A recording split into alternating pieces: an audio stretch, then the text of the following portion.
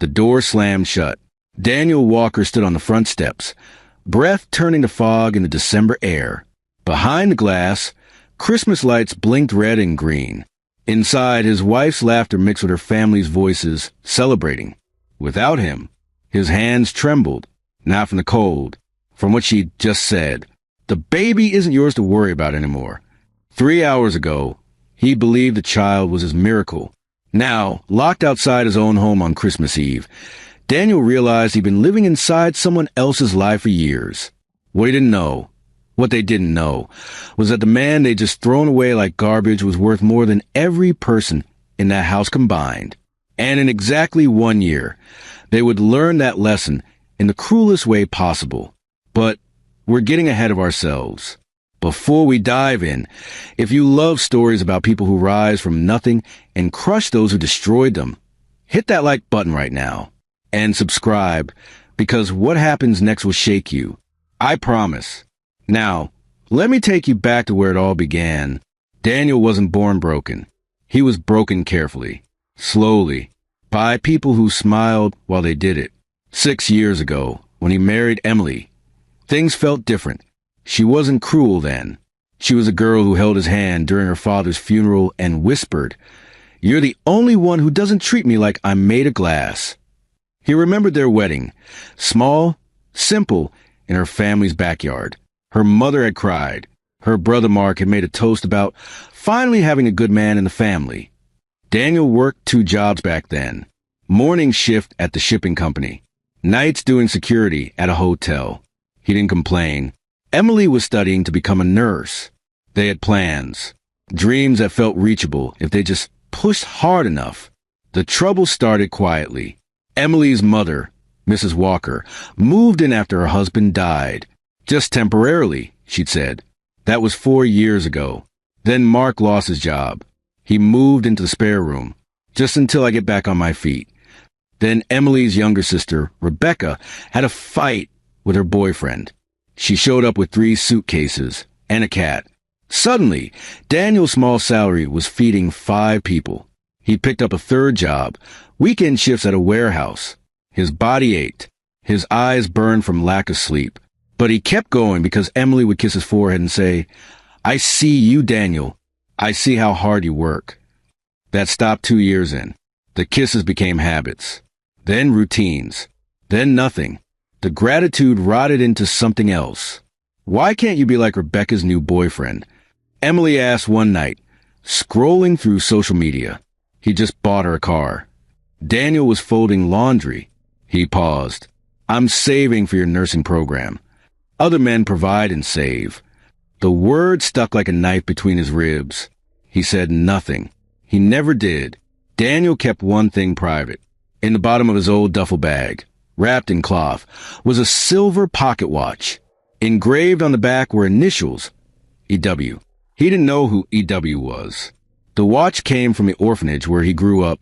The director, a kind woman named Sister Margaret, had given to him on his 18th birthday. "This was with you when you arrived," she'd said. "Someone wanted you to have it." He'd searched for answers once. Hit dead ends. Gave up, but he kept the watch. It felt important, like a thread connecting him to a life he couldn't remember. Life got worse. Mark started making comments during dinner. "Man, if I had a woman like Emily, I'd buy her anything she wanted." Mrs. Walker would sigh loudly. Some men know how to treat their families. Rebecca would giggle. Emily said nothing, and that silence hurt more than any insult. Daniel started eating in his car before coming home. It was easier. Work became his escape. At the warehouse, nobody judged him. Nobody compared him to imaginary men with imaginary money. His supervisor, an older man named Mr. Harrison, noticed. "You all right, son?" Daniel forced a smile. "Just tired." Tired is one thing. Beaten down is another. Mr. Harrison handed him a bottle of water. "Don't let people take pieces of you until there's nothing left." Daniel didn't respond, but the words echoed. November came. Emily started acting strange. She smiled more, but not at him, at her phone. She came home late from study groups. She wore perfume to the grocery store.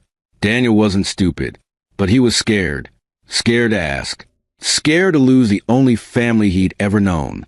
So he worked harder, stayed quieter, hoped love could survive neglect if he just endured long enough. He was wrong.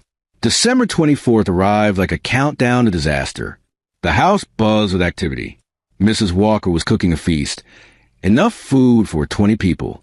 Rebecca decorated the living room with lights and tinsel. Mark set up speakers, blasting holiday music. Daniel came home from his shift at 4 p.m., exhausted. Emily met him at the door. "We need to talk." His heart sank. Those words never led anywhere good. They sat in the bedroom. She looked nervous, excited, scared. "I'm pregnant." Time stopped. Daniel's mouth opened, closed, opened again. "What?" "I'm pregnant, Daniel. 12 weeks. His mind raced. 12 weeks. That was September. They hadn't been close in months. But there was that one night, after a friend's wedding. They both had wine. It was foggy, but, "Are you sure?" His voice cracked. Her face hardened. "What kind of question is that?" "No, Emily, I didn't think we could." The doctor said. "Miracles happen, Daniel." Her tone turned cold. "Or are you saying you don't believe me?" "I'm not saying that. I'm just what? Accusing me?" "No." He reached for her hand. She pulled away. "I thought you'd be happy." I am, Emily. I'm just surprised." But doubt crawled into his chest and made a home there. The family gathered for dinner at 7 p.m. Everyone knew about the pregnancy. Emily had told them first. Mark raised a glass. "To my sister, finally giving Mama a grandchild." Mrs. Walker beamed. "God is faithful." Rebecca squealed. "I'm going to be the best auntie." Daniel sat at the edge of the table, smiling weakly. Then Mark turned to him. "So, Daniel, you planning to step up now? Baby needs diapers, formula, a crib. You got a plan?" The table went quiet. Daniel cleared his throat. "I'll figure it out." "Figure it out?" Mark laughed. "Man, you've been figuring it out for 6 years. When does the figuring turn into doing?" "Mark, stop," Emily said, but her voice was soft, performative. "I'm just saying, my sister's about to be a mother. She deserves better than a man working 3 jobs and still broke." "I'm not broke." "You're not rich either." Mrs. Walker cut in, her voice sharp. "Rebecca's boyfriend just bought her a gold necklace. Emily hasn't had new jewelry in years." Daniel's jaw tightened.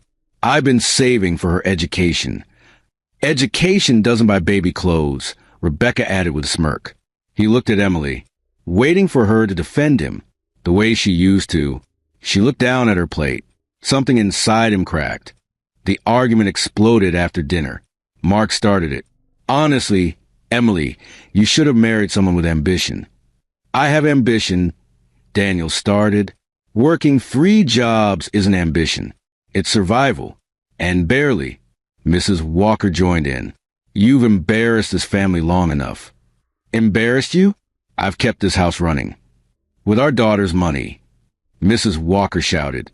"Emily could have been with someone better. Someone who owned something. You don't even have a car." "I sold my car to pay for Mark's rent when he got evicted." Silence. Mark's face turned red. "That's different." "How? How is it different?" "Because you're her husband. You're supposed to provide without needing credit for it." Daniel looked at Emily.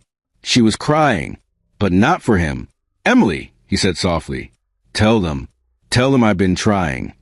She wiped her eyes. Maybe they're right." His heart stopped. "What?" "Maybe you're not ready for this, Daniel. For a family. For a baby." "I've been ready. I've been working myself to death for you. And we're still struggling," she shouted. "I'm tired, Daniel. Tired of making excuses for you. Tired of being the wife everyone pities because her husband can't provide." The room spun. Mrs. Walker stood. "Emily, you don't need this stress. Not now. Not while you're carrying precious life." Mark stepped forward. "Daniel, I think you should leave. Leave? This is my house. It's Emily's house, Mrs. Walker corrected. Her name is on the lease. You've just been staying here. The words gutted him. He looked at Emily one last time. Is that true? She wouldn't meet his eyes. Emily, look at me. She did. And in that moment, Daniel saw the truth. She didn't love him anymore. Maybe she never had. Get out, Mark said, grabbing Daniel's arm. Daniel shook him off. I can walk. He grabbed his jacket, his duffel bag, the pocket watch still inside. At the door, he turned. Emily, that baby. Don't, she warned. I just need to know. You don't need to know anything. You need to leave. The door opened. Cold air rushed in. Daniel stepped outside, and the door slammed shut behind him. He stood there. Christmas lights glowed warm behind the windows. Inside, laughter started again. Like nothing happened. Like he was already forgotten.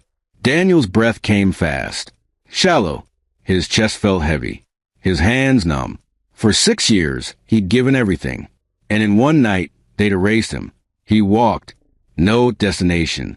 Just movement. The city streets were empty. Everyone was inside with family. With warmth. With love. Daniel had none of that. His phone buzzed. A text from Emily. Don't come back. He stopped walking. Stood under a streetlight. And for the first time in years, Daniel let himself break. He didn't cry. Couldn't. But something inside him shattered. And in that space where love used to live, something cold and sharp began to grow. Daniel walked for 2 hours. His feet ached. His fingers felt frozen. But he kept moving because stopping meant thinking. And thinking meant feeling. And feeling meant breaking completely. At 11 p.m., he found himself outside a hotel. Not the one where he used to work. A different one. Expensive. The kind with doormen in uniforms and golden lights that made everything look warm. He had $53 in his wallet. Not enough for a room. Barely enough for food. But his phone was dying and he needed to charge it. Needed to figure out what came next. He walked inside. The lobby was beautiful. Marble floors. A massive Christmas tree covered in silver ornaments. Families gathered around. Children laughing, parents taking photos. Daniel felt like a ghost watching the living. He found a corner seat near an outlet. Plugged in his phone. Stared at nothing. A voice interrupted his thoughts. Excuse me, sir. Are you a guest here? Daniel looked up. A security guard stood over him. Polite but firm. No, I just need to charge my phone. I'm sorry, but this area is for guests only. Daniel nodded. Started to pack his things. Then another voice cut in. He's with me? Both Daniel and the guard turned. A man in his 60s approached. Well-dressed. Gray hair. Sharp eyes. He carried himself like someone used to being obeyed. The guard hesitated. Mr. Walker, I didn't realize. It's fine, James. I'll handle it. The guard left. The old man sat down across from Daniel. You look like you've had a terrible night. Daniel said nothing. I'm Anthony Walker. I own this hotel. Daniel glanced at him. I'll leave. I didn't mean to cause trouble. You're not causing trouble. You're sitting quietly in a corner. That's more than I can say for half my guests. Anthony smiled. What's your name? Daniel. Just Daniel. Daniel Walker. Anthony's expression changed. Shifted. Something flickered in his eyes. Recognition, maybe, or shock. Walker, he repeated slowly. Where are you from, Daniel? I grew up at St. Mary's Children's Home. Across town. Anthony leaned forward. Do you know anything about your parents? Your family. Daniel hesitated. No, I was left there as a baby. The only thing I have is... He stopped. Is what? Anthony pressed gently. Daniel pulled out the pocket watch. Unwrapped it from a cloth. Anthony's face went pale. His hand trembled as he reached for it. May I? Daniel handed it over. Anthony turned it over. Saw the initials. E.W. His eyes filled with tears. My God, he whispered. It's real. You're real. Daniel's heart pounded. What are you talking about? Anthony looked up at him. E.W. Edward Walker. My brother. Your father. Time stopped. What? Your father was my younger brother. He died in a car accident 29 years ago, along with your mother. You were 6 months old. We searched for you for years, Daniel. Years. But someone, his voice hardened, someone hid you, made sure you'd never be found. Daniel couldn't breathe. Why? Why would someone do that? Because your father's will left everything to you, his only child. Millions of dollars, properties, businesses. But the will had a condition. The inheritance could only be claimed when you turned 25 and could prove your identity. I'm 29. I know. Anthony's voice cracked. I've been looking for you for 29 years. I hired investigators, lawyers. I checked every orphanage in the country. Someone paid people to hide records, to move you between homes, to make sure you disappeared. Who? Daniel asked, his voice barely a whisper. Your uncle, my oldest brother. He wanted a fortune for himself. He's dead now. Died 5 years ago. But the damage was done. You were lost until tonight. Daniel's mind spun. This doesn't make sense. I'm nobody. I work in warehouses. You're not nobody. Anthony gripped his hand. You're my nephew. You're the sole heir to the Walker Empire. And, Daniel, everything that was taken from you, I'm going to help you take it back. Daniel spent Christmas morning in Anthony's office. Lawyers came, accountants, investigators. Papers were signed. Tests were done. DNA samples taken confirmed what the pocket watch and records already proved. By noon, it was official. Daniel Walker was worth over $300 million. He owned properties in 4 cities, shares in major companies, land, businesses, assets his father had built and protected. But Daniel didn't feel rich. He felt numb. Anthony noticed. It's a lot to process. I don't want revenge, Daniel said quietly. I just want to understand. Why did Emily? His voice broke. Why did she do this? Anthony's expression darkened. Let me show you something. He pulled up a file on his computer. After you told me your wife's name, I had my people do some digging. Daniel, I need you to prepare yourself. He turned the screen. Photos, documents, medical records. Emily's pregnancy was real, but the father wasn't Daniel. It was Mark, her own brother. Daniel's stomach turned. No, that's impossible. They wouldn't. It gets worse. Anthony pulled up more documents. They planned this. Emily and Mark had been involved for over a year. The family knew. They all knew. They'd been planning to push you out and claim your income, your support, everything, while raising the child as yours. Daniel stood, walked to the window, stared out at the city. Why tell me now? Because you deserve the truth. And because I want you to decide what happens next. You have power now, Daniel. Real power. The question is, what will you do with it? Daniel was quiet for a long time. Then he turned. I want them to feel what I felt. I want them to lose everything. Slowly, piece by piece, until they're standing in the cold with nothing. Anthony nodded. Then, let's get to work. The revenge didn't announce itself. It arrived quietly, carefully, like a surgeon's blade. Late November. Emily's family lived in a rental house. The landlord was an older woman who'd been patient about late payments. That landlord received an offer she couldn't refuse. Triple the property's value. Cash. Immediate sale. The buyer? A shell company owned by Daniel. The new owner sent an eviction notice. 30 days. Emily called the landlord, begging for more time. I'm sorry, dear. The property's been sold. Nothing I can do. Mrs. Walker panicked. Where will we go? Mark tried to negotiate. The new owner's representative was polite but firm. The property is being renovated. You have until December 20th. Early December. Mark had finally landed a decent job. Sales position. Good commission. He'd been bragging about it for weeks. Then he got called into HR. We received some concerning information about discrepancies in your resume. What? No, everything's accurate.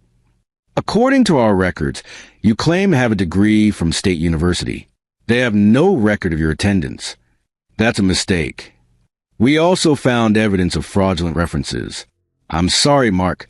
We have to let you go. He was escorted out by security. The tip had come from an anonymous source. An investigator Daniel had hired, mid-December. Rebecca's boyfriend, the one with money, suddenly broke up with her. She was devastated. Why? What did I do? He was cold. I found out some things about your family. I don't want to be associated with that mess. What he'd found were financial records showing Rebecca had stolen money from a previous employer, records that had been buried, until someone dug them up and sent them to everyone in her social circle. Her friends stopped calling. Her social media went quiet. She cried every night. December 20th. The eviction went through. The family moved into a small 2-bedroom apartment in a rough neighborhood. Mrs. Walker's health declined from stress. Emily's pregnancy made everything harder. Bills piled up. Mark couldn't find work. Rebecca had no friends to borrow from. Emily started selling jewelry, furniture, anything of value. But money disappeared faster than it came. By December 23rd, they were eating rice and canned beans. Emily stood in the tiny kitchen, hands on her swollen belly, and whispered, "How do we get here?" December 24th. 1 year exactly. Emily received a text from an unknown number. You're invited to Christmas dinner. Address attached. Come alone or bring your family. Your choice. She showed Mark. Should we go? Could be a church charity thing. Free food. He shrugged. What do we have to lose? They went. All of them. Mrs. Walker, Rebecca, Mark, Emily. The address led to a beautiful home. Not a mansion, but elegant. Warm lights. Expensive cars in the driveway. A butler answered the door. The Walker family? Yes, Emily said nervously. Right this way. They were led into a dining room. A table set for 6. Food already prepared. Everything perfect. Then Daniel walked in. Emily gasped. Mrs. Walker's face went white. Mark froze. Rebecca looked confused. Daniel wore a tailored suit. Hair cut. Clean shaven. He looked healthy. Powerful. Hello, Emily. Her voice trembled. Daniel? What is this? Sit, please. They didn't move. Sit. They sat. Daniel remained standing. 1 year ago, you threw me out of my home. On Christmas Eve, into the freezing cold. Do you remember? Emily's eyes filled with tears. Daniel, I'm so sorry. Do you remember what you said? You said I wasn't ready for a family. That I embarrassed you. That I wasn't enough. Mark cleared his throat. Look, man, we were all stressed. Quiet. Daniel's gaze was ice. You, Mark, you're the father of Emily's baby, aren't you? The room went silent. Emily's face crumbled. How did you? I know everything. Daniel said, the affair, the lies, the plan to push me out and keep taking my money while raising your brother's child as mine. Mrs. Walker stood abruptly. This is ridiculous. Sit down. Something in Daniel's voice made her obey. He walked slowly around the table. For 6 years, I worked myself to death for you. I gave up sleep, health, dreams. I thought I was building a family. But you were just using me. All of you. Rebecca spoke up, her voice small. Daniel, we didn't mean. You did, he cut in. You meant every word, every insult, every comparison. Every moment you made me feel worthless. He stopped behind Emily's chair. Here's what you don't know. My name isn't just Daniel Walker. I'm the sole heir to the Walker fortune. My father was Edward Walker. He left me everything. $300 million. Properties, businesses, power. Mark laughed nervously. You're lying. Daniel pulled out documents and laid them on the table. Legal papers, bank statements, property deeds. Emily's hands shook as she read them. No, she whispered. No, this can't be real. It's real, Daniel said calmly. While you were throwing me away, I was standing on a mountain of gold. I just didn't know it yet. Mrs. Walker's voice turned desperate. Daniel, please. We made mistakes, but we can fix this. You and Emily, you can work it out. The baby isn't mine, Daniel replied. And even if it were, I wouldn't raise a child in a house built on lies. He stepped back, addressing them all. Everything that's happened to you since I left, the eviction, the job loss, the social exile, the financial collapse, that was me. Every piece, every strike, carefully planned, perfectly executed. Mark jumped to his feet. You bastard. Anthony Walker entered the room, two security guards behind him. Sit down, Mark. Mark sat. Anthony stood beside Daniel. I'm Anthony Walker, Daniel's uncle, and the man who's been cleaning up the mess you people created. Emily was crying now. Daniel, please. I'm 8 months pregnant. We have nothing. No home. No money. We're going to be on the street. Daniel looked at her. For a brief moment, something soft flickered in his eyes. Then it died. Last Christmas, you taught me what I was worth to you, he said. Nothing. Less than nothing. This Christmas, I'm returning the lesson. Unchanged. He turned and walked away. Emily grabbed his arm. Please, I'm begging you, for the baby. Daniel looked down at her hand, then at her face. You made your choices, Emily. Now live with them. He left. The family sat in stunned silence. The butler returned. Your car is waiting to take you home. Mrs. Walker's voice was hollow. We don't have a home. That's not my problem. They were escorted out.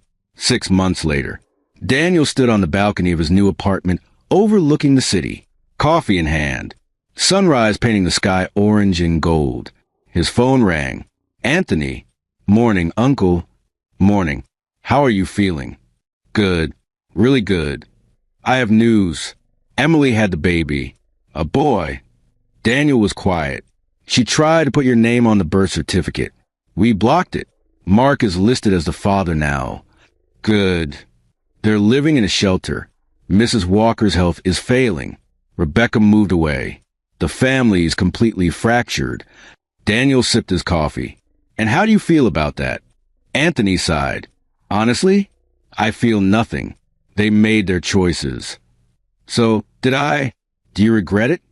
Daniel thought for a moment. No, I regret the years I wasted.